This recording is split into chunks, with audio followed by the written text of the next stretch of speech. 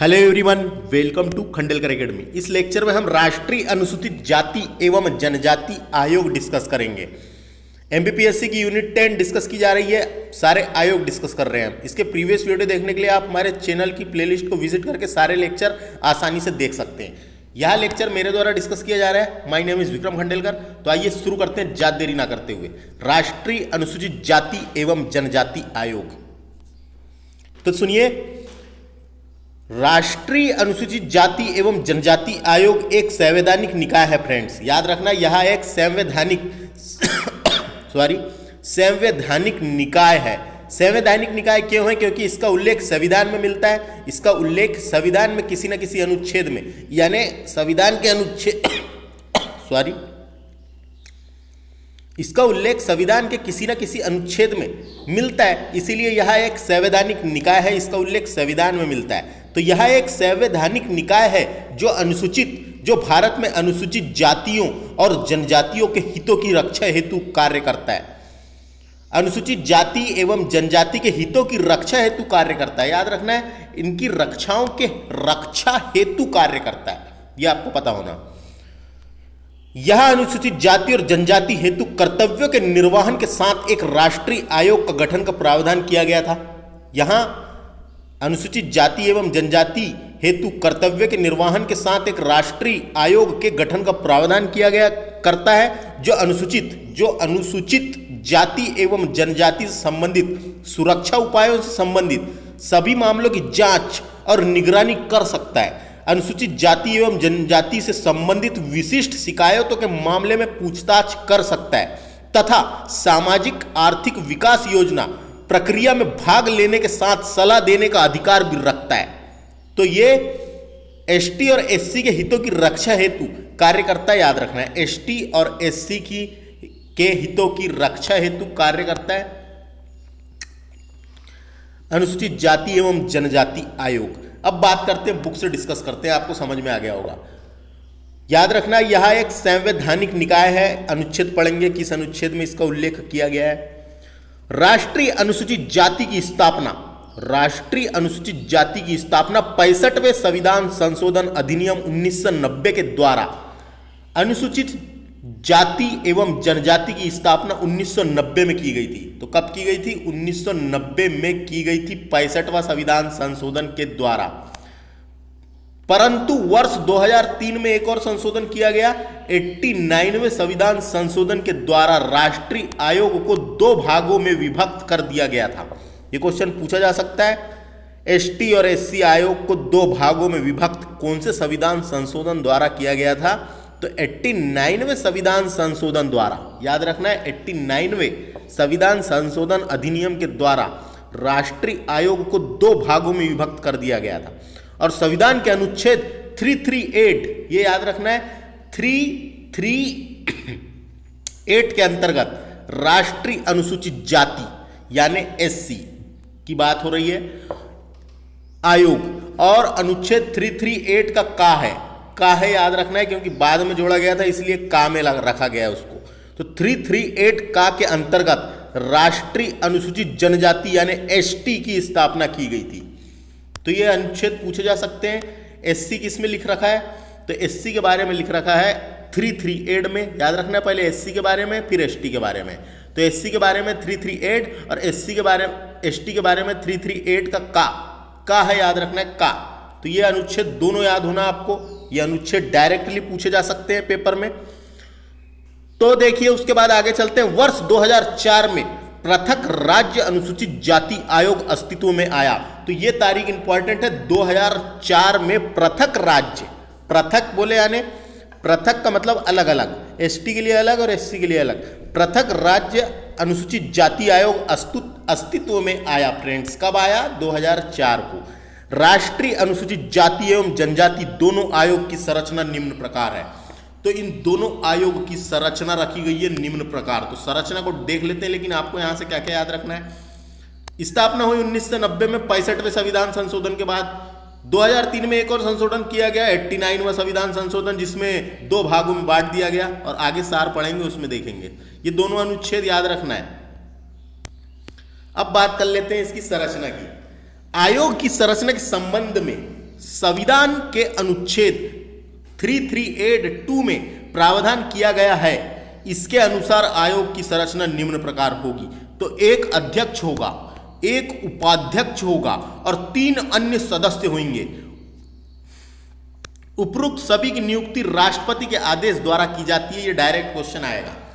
ये तीनों की नियुक्ति राष्ट्रपति के आदेश द्वारा की जाती है। इसकी सेवा शर्तें एवं कार्यकाल भी राष्ट्रपति द्वारा ही निर्धारित किए जाते हैं। तो पूछा जाएगा, याद रखना है, केंद्र सरकार द्वारा नहीं, राष्ट्रपति के द्वारा निर्धारित किए जाते हैं। उपरांत सभी की नियुक्ति राष्ट्रपति के आदेश द्वारा की जाती है और इसकी सेवा शर्तें एवं कार्यकाल भी राष्ट्रपति द्वारा निर्धारित किए जाते हैं। अब बात कर लेते हैं आयोग के कार्य, यानी एससी आयोग के कार्य, अनुसूचित जाति आयोग के कार्य, शेड्यूल्ड कास्ट के कार्य देख लेते हैं। इनके ये आयोग बनाया गया, इसके क्या क्या कार्य दिए गए हैं।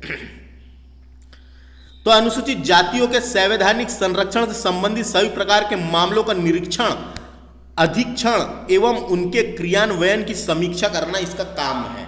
क्या काम है? अनुसूचित जातियों के संवैधानिक संरक्षण से संबंधित सभी प्रकार के मामलों का निरीक्षण, अधीक्षण एवं उनके क्रियान्वयन की समीक्षा करना इसका काम है। आगे चलते हैं, दूसरे नंबर का देखते हैं क्या बोलता है।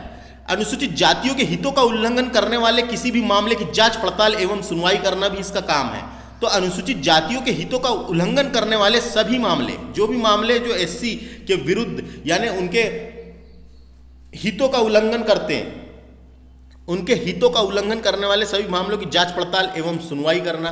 तीसरा चलते हैं, क्या कहा जा रहा है। अनुसूचित जातियों के सामाजिक विकास से संबंधित योजनाओं व नीतियों के निर्माण के समय सहभागिता निभाना एवं उचित परामर्श देना तथा अन्य राज्य एवं संघ शासित प्रदेश में अनुसूचित जातियों के विकास संबंधित कार्यों का निरीक्षण एवं मूल्यांकन करना भी इसका काम है। एक बार याद रख लेना है आपको, कार्य कभी बन गया पेपर में तो बन जाएगा। बात करते हैं चौथे नंबर का, अनुसूचित जातियों के संरक्षण से संबंधित किए गए प्रयासों व कार्यों के बारे में राष्ट्रपति को प्रतिवर्ष या जब भी आवश्यक हो, राष्ट्रपति को प्रतिवर्ष या जब भी आवश्यक हो प्रतिवेदन प्रस्तुत करना।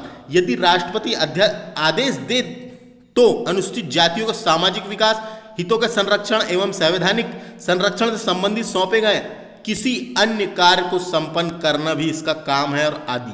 तो ये सब काम है किसके थे? ये अनुसूचित जाति आयोग के कार्य थे। अब बात करेंगे अपन अनुसूचित जनजाति आयोग के कार्य। बात किए थे अपन ने, पृथक किया गया था दोनों को 89वें संविधान संशोधन द्वारा 2 भागों में बांट दिया गया था। तो इनको भी वही कार्य दिया गया, देख लेते हैं एक बार। अनुसूचित जातियों के लिए संविधान एवं अन्य विधि सरकार के किसी आदेश के अधीन उपबंधित रक्षा उपायों से संबंधित सभी विषयों का अन्वेषण और उन पर निगरानी तथा ऐसे उपायों से क्रियान्वयन का मूल्यांकन करना इसका कार्य है। तो याद रख लेना है एक बार आपको देख के, अनुसूचित जातियों से संबंधित सभी मामलों में कोई शिकायत प्राप्त हो तो शिकायतों की जांच करना भी इसका काम है। एसटी के मामले में कोई भी शिकायतों के मामले में जांच करना भी इसका काम है। अनुसूचित जातियों से जातियों के सामाजिक आर्थिक विकास की योजना एवं नीति निर्माण में भाग लेना एवं उन पर सलाह देकर संघ और राज्य के अधीन अनुसूचित जनजाति समुदाय के विकास की प्रकृति की मूल्यांकन करना भी इसका काम है कि उनका विकास हो रहा है क्या नहीं। अनुसूचित जातियों के रक्षा उपायों से संबंधित कार्यक्रम के बारे में प्रतिवर्ष और अन्य समय पर जो आयोग उचित समझे राष्ट्रपति के समक्ष रिपोर्ट प्रस्तुत करेगा। यह पूछा जा सकता है किसके सामने प्रस्तुत करेगा? राष्ट्रपति के समक्ष रिपोर्ट प्रस्तुत करेगा। आगे चलते हैं, और इतने ही कार्य थे इसके, 4 कार्य दिए हुए, तो 4 कार्य याद रखना है पूरे चारों। अब बात कर लेते हैं, ये इंपॉर्टेंट है, यहां से इसको देखिए, समझिए इसको। भूतपूर्व राष्ट्रीय अनुसूचित जाति एवं जनजाति आयोग जब ये संयुक्त था यानी साथ में था, तो जब से अपन देखेंगे कौन अध्यक्ष रहे हैं, कौन क्या रहा है, तो डायरेक्ट क्वेश्चन आएगा पहले अध्यक्ष कौन थे? तो एस.एच. रामधन 1992 से 1995 तक के अध्यक्ष बने हैं। पहले अध्यक्ष पूछा जाएगा संयुक्त जब साथ में था, ये जब 2 भागों में बांटा नहीं गया था उसके पहले की बात हो रही है। तो एच.एस. रामधन 1992 से 1995 तक के अध्यक्ष रहे हैं। उसके बाद दूसरे नंबर में थे एच. हनुमन थापा 1995 से 1998 तक के अध्यक्ष रहे हैं, तो इसको याद रख लेना है। अब बात करते हैं तीसरे नंबर में रहे दिलीप सिंह भूरिया। दिलीप सिंह भूरिया 2002 से 2004 तक के अध्यक्ष रहे हैं। उनके बाद थे विजय सोनकर शास्त्री। विजय सोनकर शास्त्री ये विभाजन के समय थे, जब इसका विभाजन हो रहा था, दो वर्गों में अलग अलग आयोग बनाए गए, उस टाइम पे कौन थे पूछा जा सकता है, विजय सोनकर शास्त्री। पहले कौन थे, एस एच रामधन। और विभाजन के समय कौन थे, 2002 से 2004 तक थे विजय सोनकर शास्त्री, इसके संयुक्त अध्यक्ष रहे हैं। उसके बाद क्या हुआ था, अपन ने पढ़े थे 2004 में इसका गठन किया गया था, 19 फरवरी 2004 को इसका गठन किया गया था। तो उसके बाद की कहानी यहां पढ़ लेते हैं। राष्ट्रीय अनुसूचित जाति आयोग की बात कर लेते हैं, इनके कौन रहे हैं। तो 2004 के बाद इसके बने श्री सूरज भान, 2004 से 2006 तक के सूरज भान बने थे। उनके बाद डॉक्टर बूटा सिंह ये 2007 से 2010 तक के अध्यक्ष रहे हैं। फिर डॉक्टर पीएल पूनिया, ये पूनिया जी का नाम इंपॉर्टेंट है, 2 बार रहे हैं ये, 10 से 13 और 13 से 16 2 बार रहे हैं पूनिया। तो पूनिया पूछा जा सकता है, डॉक्टर पीएल पूनिया 2 कार्यकाल निपटाने वाले 2 कार्यकाल रहने वाले अध्यक्ष रहे हैं पूनिया। उसके बाद 5वें नंबर बने थे रामशंकर कठेरिया।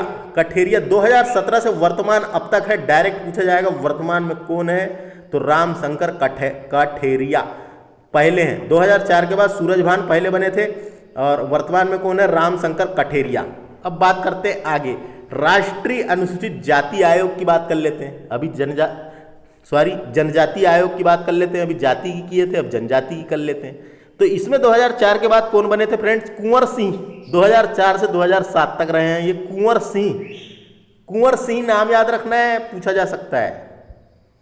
फिर उर्मिला सिंह बनी है, और ये उर्मिला सिंह एकमात्र महिला रही है और पहली महिला भी थी अध्यक्ष बनने वाली एसटी आयोग की, तो याद रखना है। 2007 से लेकर 2010 तक बनी थी उर्मिला सिंह। उसके बाद बने रामेश्वर ओरोन 2010 से 2013 तक थे। उसके बाद रामेश्वर ओरोन 2 बार रहे हैं, याद रखना है, 13 से 16 तक भी रहे हैं ये। नंद कुमार साय 17 से 21 तक रहे हैं नंद कुमार साय, और वर्तमान में श्री हर्ष चौहान 19/2/2021 से नियुक्त हुए हैं ये। 19/2/2021 से राष्ट्रपति के द्वारा नियुक्त है। तो पहला पूछा जा सकता है कुंवर सिंह, 2 बार कौन रहे, रामेश्वर ओरोन, और वर्तमान में कौन है, श्री हर्ष चौहान। एक परीक्षा विशेष की बात दी गई है यहाँ पे, जो डायरेक्ट क्वेश्चन बन सकता है, इसलिए इसको याद रखना है। परीक्षा विशेष तो क्या है, परीक्षा विशेष में उर्मिला सिंह राष्ट्रीय अनुसूचित जनजाति आयोग की प्रथम एवं अब तक एकमात्र महिला अध्यक्ष रही हैं। तो अब तक एकमात्र महिला अध्यक्ष रही हैं, क्या नाम है उनका, उर्मिला सिंह, याद रखना है, पूछा जा सकता है। अब बात कर लेते हैं, कुछ चार्ट बना के कुछ इंपॉर्टेंट अनुच्छेद दिए गए हैं, तो इसको भी डिस्कस करते हैं अच्छे से। क्वेश्चन बनेगा, याद रखना है। देखिए आगे देखते हैं, अनुसूचित जाति एवं जनजाति आयोग से संदर्भ में प्रमुख संवैधानिक उपबंध दिए गए हैं। क्योंकि यह संवैधानिक निकाय है फ्रेंड्स, संवैधानिक निकाय है, क्यों है, क्योंकि संविधान के किसी अनुच्छेद में इसका उल्लेख किया गया है, इसलिए यह एक संवैधानिक निकाय है।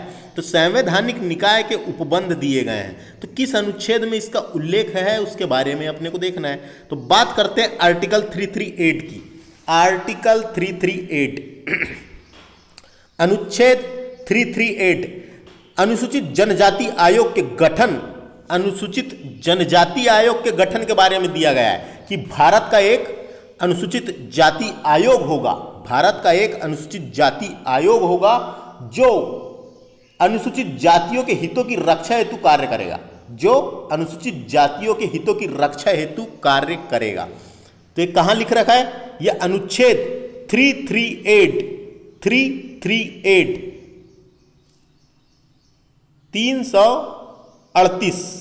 अनुच्छेद 338 में लिख रखा है, अनुसूचित जाति आयोग के गठन संबंधित प्रावधान दिए गए हैं। कहां पे, अनुच्छेद 338। तो ये अनुच्छेद बिल्कुल याद रख लेना है आपको।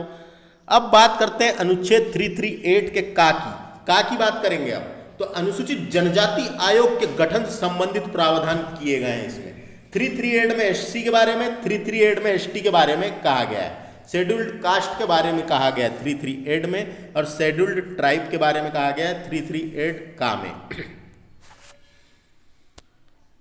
तो इसमें लिख रखा है कि अनुसूचित जनजाति आयोग होगा, भारत का एक अनुसूचित जनजाति आयोग होगा जो इनके हितों की रक्षा हेतु कार्य करेगा। तो आपको समझ में आ गया होगा। अब बात करते हैं अनुच्छेद 330 यानी 330। इसमें लोकसभा में एससी के लिए आरक्षण का प्रावधान किया गया है। इसमें लोकसभा में अनुसूचित जाति के आरक्षण तथा प्रतिनिधित्व का प्रावधान यह लिख रखा है, याद रखना है अनुच्छेद 330 में एससी के बारे में। उसके बाद क्या हो रहा है, अगला अनुच्छेद आ रहा है अनुच्छेद 342 342। इसमें लोकसभा में अनुसूचित जनजाति के आरक्षण एवं प्रतिनिधित्व के बारे में लिख रखा है। तो एससी के बारे में 330 और एसटी के बारे में 342। तो यह अनुच्छेद आपको याद रखना है। उसके बाद अनुच्छेद 338 आएगा एक, 338 इंपॉर्टेंट है, 338 इंपॉर्टेंट है। इसमें अनुसूचित जनजाति आयोग के बारे में दिया गया है, आयोग के बारे में दिया गया है। तो देख लेते हैं क्या लिख रखा है। इसके अंतर्गत अनुसूचित जाति एवं जनजाति के विशेष अधिकारी नियुक्त करने का प्रावधान किया गया है। तो इसके लिए एक विशेष अधिकारी नियुक्त करने का प्रावधान किया गया है, जिसमें अनुसूचित जाति एवं जनजाति आयुक्त कहा गया है, जिसे अनुसूचित जाति एवं जनजाति आयुक्त कहा गया है। तो इतने अनुच्छेद इंपॉर्टेंट है, इतने अनुच्छेद इंपॉर्टेंट है। इसके अलावा एक और अनुच्छेद याद आ रहा है, अनुच्छेद 336 के 24 और 25 याद रखना है आपको। 336 का 24 और 25। तो जो 24 वाला है उसमें एससी यानी अनुसूचित जनजाति की परिभाषा दी गई है, अनुसूचित जाति की परिभाषा दी गई है 24 में। अनुच्छेद 336 के 24 में अनुसूचित जाति की परिभाषा दी गई है, और अनुच्छेद 336 के 25 में अनुसूचित जनजाति की परिभाषा दी गई है कि इनकी क्या परिभाषाएं होगी, इनकी क्या परिभाषा होगी। तो ये भी एक अनुच्छेद बन सकता है। 336 के 24 में एससी की परिभाषा दी गई है, और 336 के 25 में अनुसूचित जनजाति यानी एसटी की परिभाषा दी गई है। तो यह अनुच्छेद आपको याद रखना है। कौन से हो गया, एक 338 एससी के बारे में, 338 का एसटी के बारे में, 330 हो गया लोकसभा में एससी का आरक्षण, 3342 की बात हो रही है, 342 की अनुच्छेद लोकसभा में एससी के लिए आरक्षण, और 338 में क्या लिख रखा है, विशेष अधिकारी नियुक्त करने का प्रावधान किया गया है। तो ये प्रमुख अनुच्छेद थे जो आपको याद रखना पड़ेगा। आगे बात करते हैं प्रमुख तथ्य। कुछ इंपॉर्टेंट फैक्ट दिए हुए हैं जिनसे क्वेश्चन बन सकते हैं, इसलिए इसको भी देखना जरूरी है।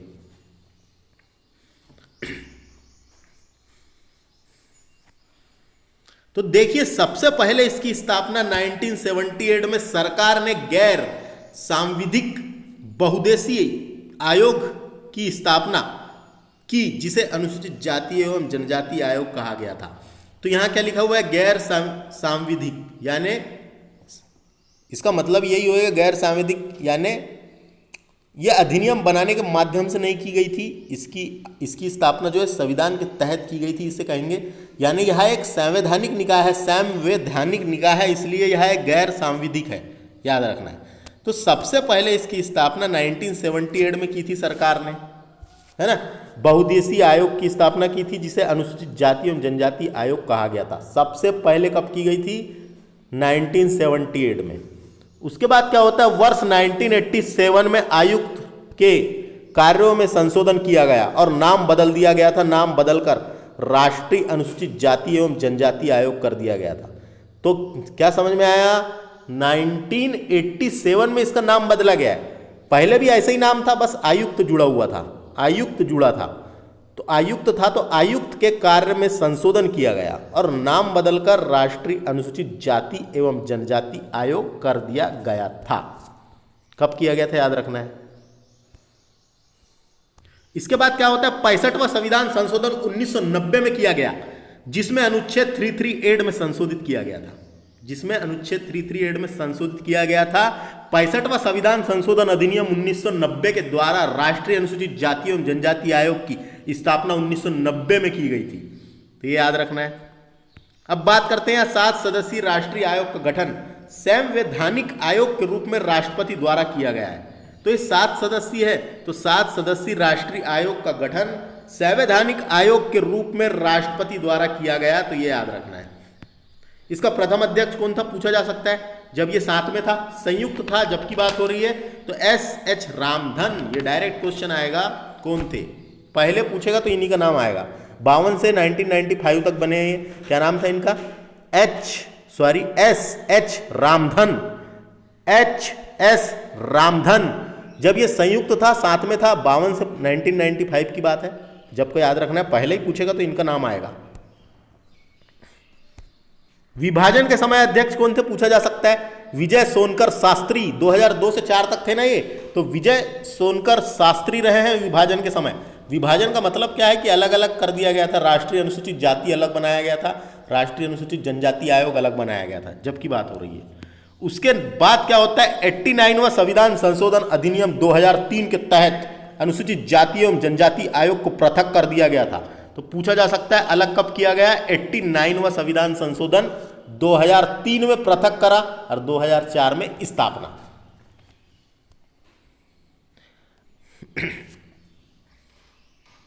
अनुसूचित जातियों के लिए राष्ट्रीय अनुसूचित जाति आयोग और अनुसूचित जनजातियों के लिए राष्ट्रीय अनुसूचित जनजाति आयोग का गठन किया गया था। कब किया गया? 2004 में। एक नोट लिख रखा है, उसको देख लेते हैं। वर्ष 1978 में राष्ट्रीय अनुसूचित जाति एवं जनजाति आयोग को एकीकृत किया गया था। एकीकृत किया गया, तो ये भी देख सकते हैं आप। तो ये सम इंपॉर्टेंट फैक्ट थे जो डायरेक्ट बन सकते हैं, इसको भी याद रख लेना है। पूछे जा सकते हैं, कुछ भी पूछा जा सकता है, सब याद रखना है, पूरा पढ़ के जाना है। राष्ट्रीय अनुसूचित जाति आयोग का संक्षिप्त सार दिया हुआ है, तो इसका सार देखते हैं। डायरेक्ट सार से ही क्वेश्चन बनेंगे एक न एक प्री में, एमपीपीएससी के। स्थापना कब हुई पूछेगा, तो 19 फरवरी 2004 को, 19 फरवरी 2004 को 89वां संविधान संशोधन हुआ था ना। 89वां संविधान संशोधन 2003 के बाद 2004 में इसका गठन कर दिया गया। 19 फरवरी 2004 को गठन। मुख्यालय कहाँ पर है इसका? नई दिल्ली में। नई दिल्ली में है इसका मुख्यालय, याद रखना है, पूछा जाएगा। इसकी संरचना कैसी? तो एक अध्यक्ष होगा जो केंद्रीय मंत्री का दर्जा प्राप्त होगा, एक उपाध्यक्ष होगा जो राज्य मंत्री का दर्जा प्राप्त होगा, और 3 सदस्य होंगे जो भारत सरकार के सचिव का दर्जा होगा। इन्हें 3 सदस्य होंगे जो भारत सरकार के सचिव का दर्जा होगा। नियुक्ति कौन करेगा? राष्ट्रपति के द्वारा इसकी नियुक्ति की जाएगी। सेवा शर्तें व कार्यकाल का निर्धारण राष्ट्रपति करेगा, याद रखना है, ये पूछा जा सकता है, कंफ्यूज नहीं होना है। सेवा शर्तें व कार्यकाल का निर्धारण राष्ट्रपति द्वारा किया जाएगा, ये इंपॉर्टेंट है, इसमें गलत नहीं करना है। प्रथम अध्यक्ष कौन थे विभाजन के बाद? 2004 में गठन हुआ उसके बाद, तो इसके थे श्री सूरजभान। श्री सूरजभान 2004 से 2006 तक रहे। और वर्तमान में कौन है इसके अध्यक्ष? डॉक्टर रामशंकर कठेरिया, 2007 से वर्तमान तक। तो ये आपको समझ में आ गया होगा। तो ये संक्षिप्त सार देखे, इसको याद रखना है, पूछा जा सकता है। अब देखिए राष्ट्रीय अनुसूचित जनजाति आयोग का संक्षिप्त सार दिया हुआ है। तो इसकी भी स्थापना हुई थी 19 फरवरी 2004 को। इसका भी मुख्यालय नई दिल्ली में है। एक अध्यक्ष केंद्रीय मंत्री का दर्जा, एक उपाध्यक्ष राज्य मंत्री का दर्जा, 3 सदस्य होंगे, एक महिला सदस्य भी होगी इस पे, एक महिला सदस्य भी होगी किस पे? जनजाति वाले में। कार्यकाल पूछा जा सकता है 3 वर्ष है। नियुक्ति राष्ट्रपति के द्वारा। वेतन भत्ते भारत सरकार के सचिव स्तर के, नियुक्ति राष्ट्रपति के द्वारा, वेतन भत्ते राज्य सरकार के सचिव स्तर के द्वारा। वर्तमान अध्यक्ष कौन है, यानी पहले अध्यक्ष कौन थे? श्री हर्ष चौहान।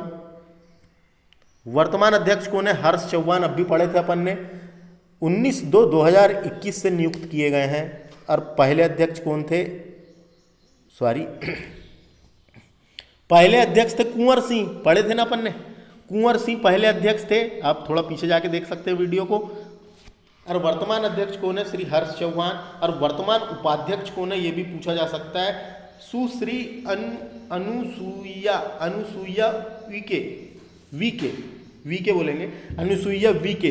तो सुश्री अनुसुईया वीके वर्तमान उपाध्यक्ष है। वर्तमान अध्यक्ष और वर्तमान उपाध्यक्ष, इनका उपाध्यक्ष भी याद रखना है आपको, पूछा जा सकता है। जनजाति आयोग का वर्तमान अध्यक्ष श्री हर्ष चौहान, वर्तमान उपाध्यक्ष सुश्री अनसुईया वीके है। तो ये था फ्रेंड्स, इस लेक्चर में हमने ये डिस्कस किए।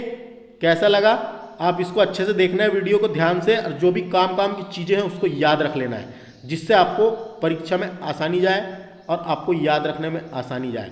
जो जो संविधान संशोधन हुए, स्थापना की कब की गई, सबसे पहले स्थापना देखो, ये वाला तारीख एक और इम्पॉर्टेंट है कि 1978 में सबसे पहले स्थापना की गई थी। ये 2004 के बाद